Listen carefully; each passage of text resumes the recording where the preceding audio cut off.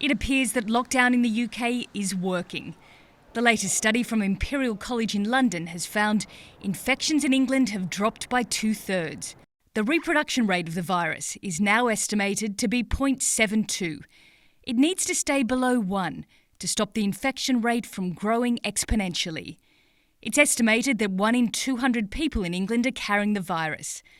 And the highest infection rates are now in the 5 to 12-year-old age group and 18 to 24 years.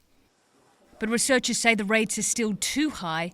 Infections are still at the level they were last September.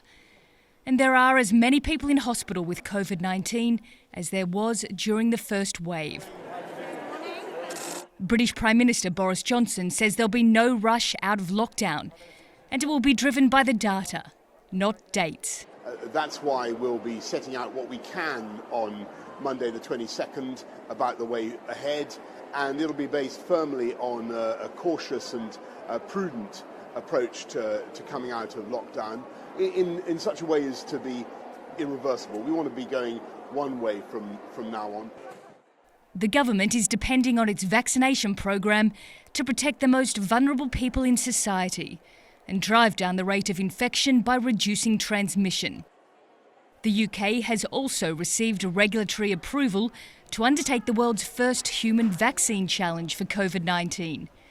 Young, healthy adult volunteers will be injected with the virus and then given a vaccine to test its efficacy. Under the COVID challenge study, the amount of COVID is a minuscule amount, so small, many of the volunteers won't even know they've been infected. We check them every hour through PCR tests. The minute we see infectivity at a viral level, that's when they're infected, and that's how low the dose is.